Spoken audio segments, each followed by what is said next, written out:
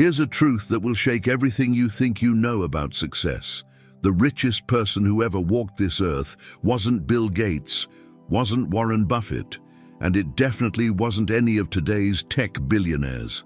The wealthiest human being in all of recorded history was King Solomon, and his net worth wasn't just measured in gold and silver, but in something far more valuable, divine wisdom that could transform any ordinary person into someone extraordinary. What if I told you that this same wisdom, these same principles that made Solomon the most prosperous king in history, are sitting right there in your Bible, waiting to revolutionize your life? The problem isn't that you don't have access to success secrets. The problem is that you've been looking for them in all the wrong places. You've been chasing the shadows while ignoring the source. Most people today are drowning in a sea of information but starving for real transformation. You can watch 100 motivational videos, read 50 self-help books, attend every seminar in your city, but if you're building your dreams on the shifting sands of human wisdom alone, you're setting yourself up for a devastating collapse. Solomon himself wrote in Ecclesiastes 1:18, "For with much wisdom comes much sorrow. The more knowledge, the more grief."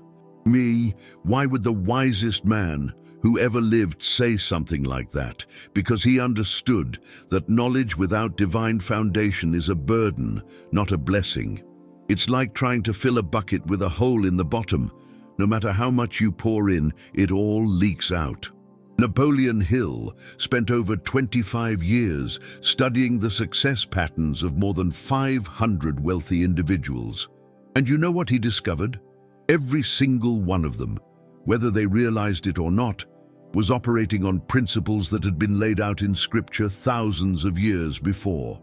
In his masterwork, Think and Grow Rich, Hill wrote about the importance of faith, of having a burning desire, of maintaining persistence in the face of obstacles. But here's what Hill himself might not have fully grasped. These weren't just success principles he had discovered, they were spiritual laws that God had embedded into the very fabric of creation. The book of Proverbs isn't just ancient literature gathering dust on your shelf. It's a master class in wealth creation, relationship building, emotional intelligence, and life mastery that makes every modern self-help book look like child's play. When you really dig into these ancient texts, you'll find business strategies that would make Fortune 500 CEOs weep with envy, psychological insights that rival anything coming out of Harvard Business School, and financial wisdom that could turn a minimum wage worker into a millionaire faster than any get-rich-quick scheme ever could. But here's where most people miss it completely. They think wealth is just about money, just about having a bigger bank account or a fancier car. That's not wealth, that's just accumulation. True wealth, the kind that Solomon possessed, the kind that Napoleon Hill wrote about, encompasses every area of your life. It's having peace when everyone around you is panicking. It's having relationships that actually nourish your soul instead of draining your energy. It's sleeping like a baby at night, because your conscience is clear and your future is secure. It's having influence and impact that extends far beyond your own lifetime. The tragedy of our generation is that we've been conditioned to believe that spiritual wisdom and practical success are somehow incompatible, that you have to choose between being godly and being prosperous. That's one of the biggest lies the enemy has ever sold to humanity. God doesn't want you broke, struggling, and barely surviving. The very first thing he told Adam and Eve was to be fruitful, multiply, and have dominion. That's not just about having children. That's about expanding, creating, building, influencing, and yes, prospering in every sense of the word. The foundation of everything you want to achieve in life starts with a single decision that most people never make. It's not the decision to work harder, it's not the decision to get more education, and it's certainly not the decision to just think more positive thoughts. The decision that changes everything is this: will you build your life on human wisdom or divine wisdom? Will you trust in your own understanding, or will you acknowledge that there's an intelligence far greater than your own that has already mapped out the blueprint for a successful life? Proverbs 3:5-6 gives us the ultimate success formula. Trust in the Lord with all your heart, and lean not on your own understanding. In all your ways submit to him, and he will make your paths straight. Napoleon Hill called this principle infinite intelligence, the idea that there's a universal mind that you can tap into for guidance, creativity, and solutions. What Hill discovered through his research, Solomon had already received through divine revelation. The difference is that Hill was reaching for something that was already freely available to anyone willing to humble themselves before their creator. When you really understand this principle, it revolutionizes how you approach every challenge in your life. Instead of panicking when problems arise, you actually get excited because you know that every obstacle is just God's way of promoting you to the next level. Instead of relying solely on your own limited knowledge and experience, you tap into a source of wisdom that has been solving impossible problems for thousands of years. Instead of struggling and striving in your own strength, you learn to work in partnership with the one who owns the cattle on 1,000 hills. But here's what trips up most people. They think that trusting God means becoming passive, just sitting around waiting for miracles to fall from the sky. That's not faith, that's foolishness. True faith is active, intentional, and strategic. When Solomon asked God for wisdom instead of riches, God was so impressed that he gave him both wisdom and riches beyond measure. Solomon didn't just pray and wait. He applied the wisdom he received to build the most prosperous kingdom the world had ever seen. He established trade relationships with other nations. He created systems and structures that generated wealth for generations, he wrote, and collected thousands of proverbs that are still transforming lives today. The same God who gave Solomon wisdom to accumulate wealth equivalent to over $43 billion in today's economy is the same God who wants to give you wisdom for your circumstances, your challenges, your dreams, and your destiny. The only question is, are you humble enough to ask, and are you bold enough to act on what he shows you? This is where Napoleon Hill's principle of definiteness of purpose becomes absolutely crucial. You can't just pray vague prayers and expect specific results. You can't just say, "God bless me," and think that's enough. God is looking for people who have enough faith to get specific about their desires, people who can clearly articulate their vision, people who are willing to write down their goals and create action plans to achieve them. You know what separates dreamers from achievers? Dreamers hope their situation will change. Achievers decide their situation will change and then take consistent action to make it happen. God has given you everything you need to succeed: a brain to think with, a heart to feel with, a mouth to speak with, hands to work with, and a spirit that can connect directly with His. The question isn't whether you have what it takes. The question is whether you'll stop making excuses and start making moves. Listen, friend, and I mean this with all the love in my heart.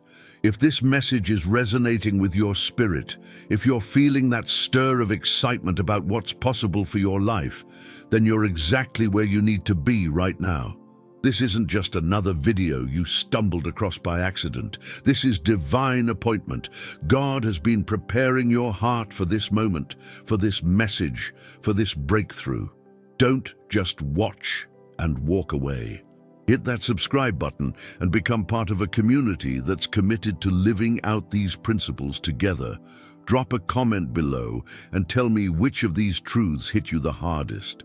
Share this video with someone who needs to hear this message today. Because when you step into the fullness of what God has for you, it doesn't just change your life. It changes the lives of everyone connected to you. There's a secret that the most successful people throughout history have known, but rarely talked about publicly. It's not about positive thinking, it's not about visualization, and it's definitely not about just working harder. This secret is about understanding the invisible laws that govern success and failure, prosperity and poverty, fulfillment and frustration. Napoleon Hill touched on it when he wrote about the law of attraction and the power of autosuggestion, but the complete picture was already painted thousands of years earlier in the book of Proverbs. Proverbs 18:21 reveals one of the most powerful forces in the universe. Death and life are in the power of the tongue, and those who love it will eat its fruit.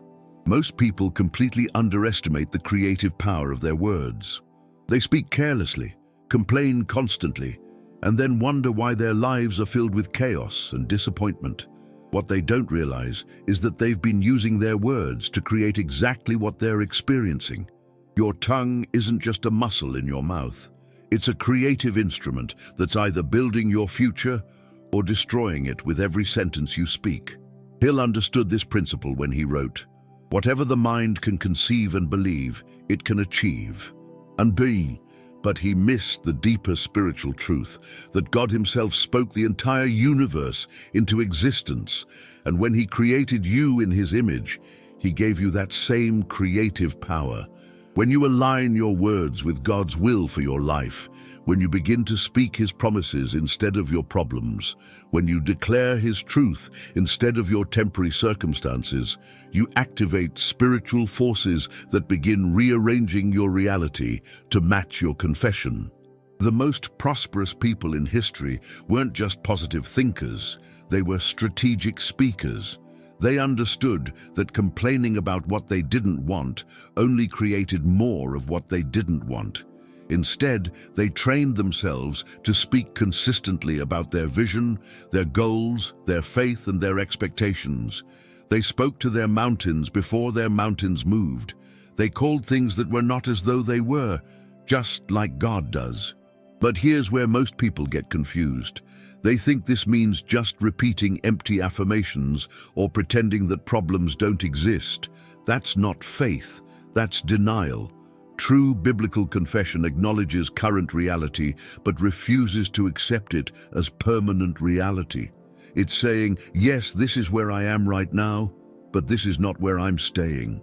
God has something better for me, and I'm going to keep speaking his promises until I see them manifest in my life. When you study the life of King David, you'll notice something remarkable.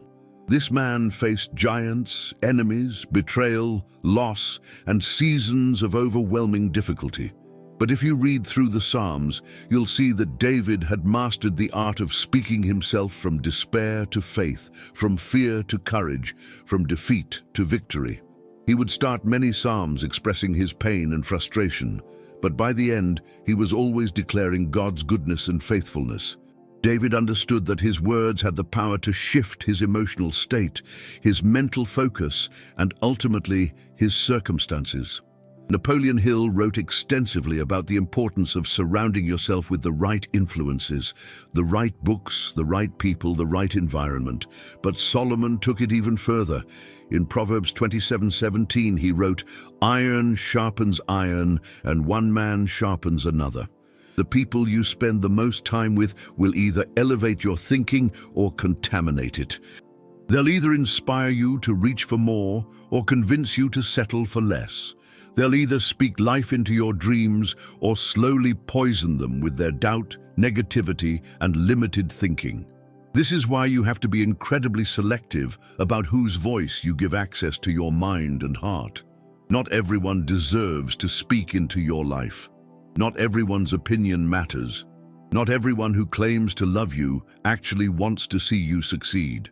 Some people are comfortable with you staying exactly where you are because your growth threatens their comfort zone. Some people will disguise jealousy as concern, fear as wisdom, and their own limitations as reality. The Bible is very clear about this principle. 1 Corinthians 15:33 warns, "Do not be deceived, bad company ruins good morals." If you want to think like a millionaire, you need to expose yourself to millionaire thinking.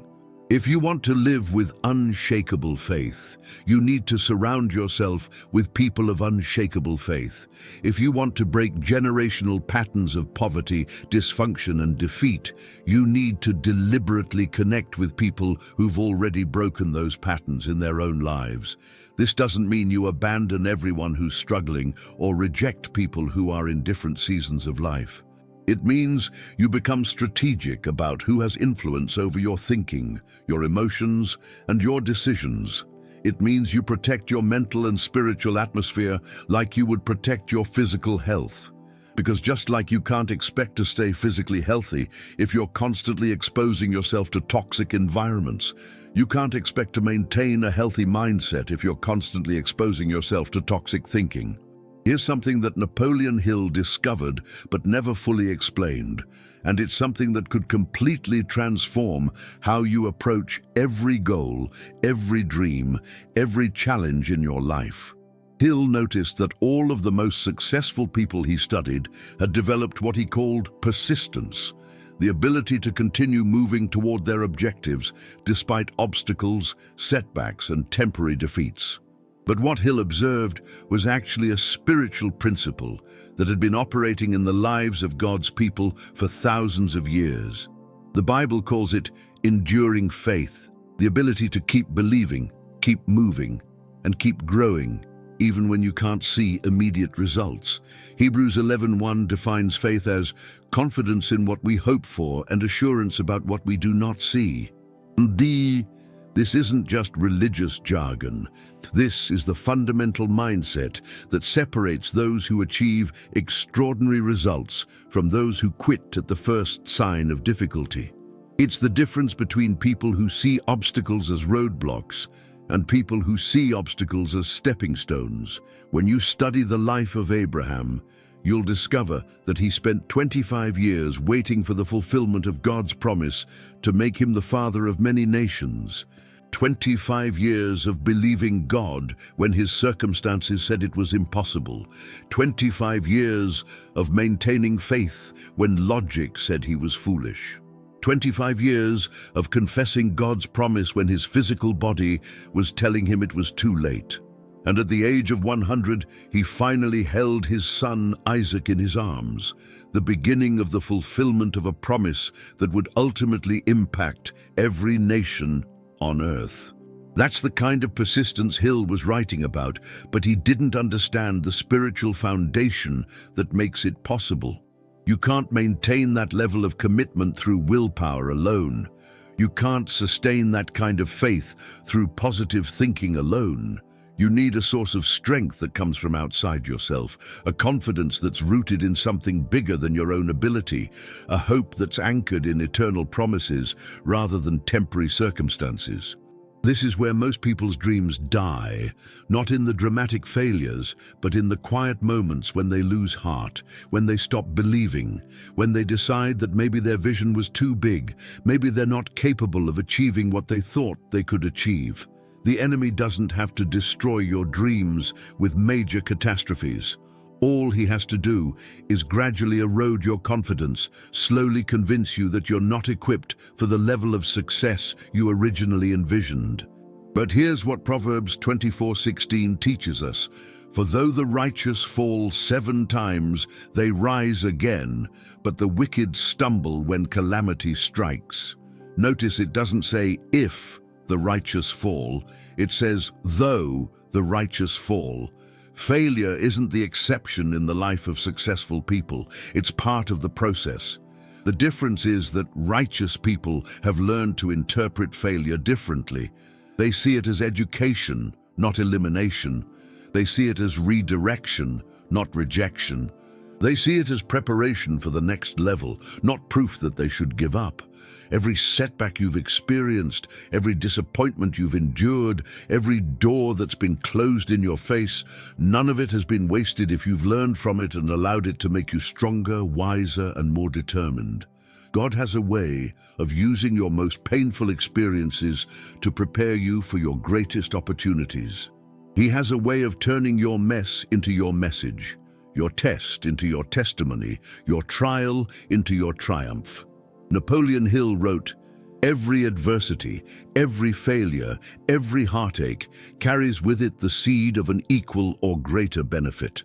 That's not just motivational speaking, that's biblical truth. Romans 8:28 promises, "And we know that in all things God works for the good of those who love him, who have been called according to his purpose." All things means all things, including the things that hurt, the things that disappointed you, the things that didn't go according to your plan. The question isn't whether you'll face challenges on your journey to success. The question is, how will you respond when those challenges come? Will you let them stop you or strengthen you? Will you use them as excuses or education? Will you allow them to make you bitter or better? Because your response to difficulty will determine whether you eventually achieve your dreams or abandon them. You know what, family? I need to pause for just a moment and speak directly to your heart. If you've made it this far in this message, it tells me something powerful about your spirit. It tells me you're hungry for more than just surface-level motivation. You're seeking transformation. You're ready for breakthrough. And that makes my heart rejoice, because I know God has incredible things in store for your future. Before we continue, I want to invite you to join this community officially by subscribing to this channel. But more than that, I want to hear your story. Drop a comment below and tell me about a time when you almost gave up but decided to keep going. Tell me about a dream you're still believing for. Share with me what God is stirring in your heart as you listen to this message. And please, if this is helping you, share it with someone you love. Because the principles we're discussing don't just change individual lives, they change families, communities, and generations. Your breakthrough could be the catalyst for someone else's miracle. As we reach the culmination of this journey together, I want to share with you the most important truth that both Napoleon Hill and King Solomon understood, but that most people miss entirely. Success isn't just about what you accumulate. It's about who you become in the process of accumulating it. It's not just about reaching your destination, it's about how the journey transforms your character, your faith, your relationships, and your impact on the world around you. Proverbs 22:1 puts it this way: "A good name is more desirable than great riches. To be esteemed is better than silver or gold." Solomon, who had both wealth and a good reputation, understood that your character is your most valuable asset. You can lose money and make it back. You can lose opportunities and create new ones. But if you lose your integrity, if you compromise your values, if you sacrifice your character for temporary gain, you've lost something that's almost impossible to recover. Napoleon Hill spent his entire career studying wealthy people, and he discovered that those who built lasting success, those who created generational wealth, those who made a positive impact that extended far beyond their own lifetime, all shared one common trait. They understood that true prosperity comes from serving others, from solving problems, from adding value to people's lives. They understood that the universe is designed to reward those who give more than they receive, who contribute more than they consume, who lift others up rather than stepping on others to climb higher. This is the paradox that confuses so many people in our selfish, me-first culture. The way to get more is to give more. The way to receive is to contribute. The way to be blessed is to be a blessing. Jesus taught this principle when he said in Luke 6:38, "Give, and it will be given to you. A good measure, pressed down, shaken together and running over, will be poured into your lap. For with the measure you use, it will be measured to you." But giving doesn't just mean writing checks to charity, although that's certainly part of it. It means giving your time, your energy, your attention, your talents, your encouragement, your prayers, and your love to people who need what you have to offer. It means looking for ways to make other people's lives better, to solve other people's problems, to help other people achieve their dreams. When you make that your focus, when you make serving others your primary motivation, success becomes a natural byproduct rather than an elusive goal. The most fulfilled people in history weren't those who accumulated the most for themselves, They were those who used their accumulation to bless the most people. They understood that money is simply a tool, influence is simply a platform, and success is simply an opportunity to make a greater impact. They lived with open hands, generous hearts, and an eternal perspective that transformed everything they touched.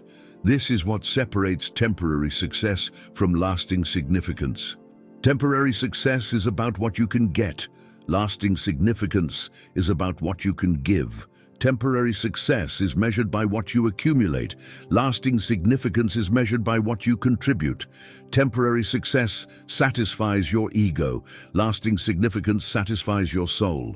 And you begin to implement these principles in your own life.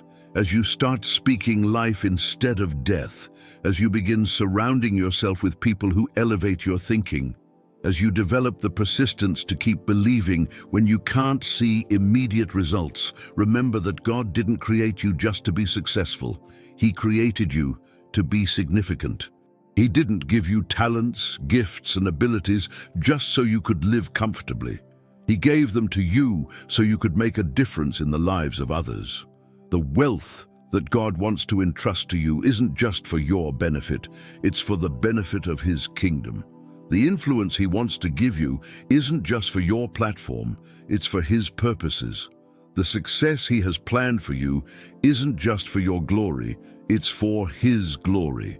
When you understand that, when you align your ambitions with His agenda, when you commit your way to the Lord as Proverbs 16:3 instructs, He will establish your plans and exceed your wildest expectations.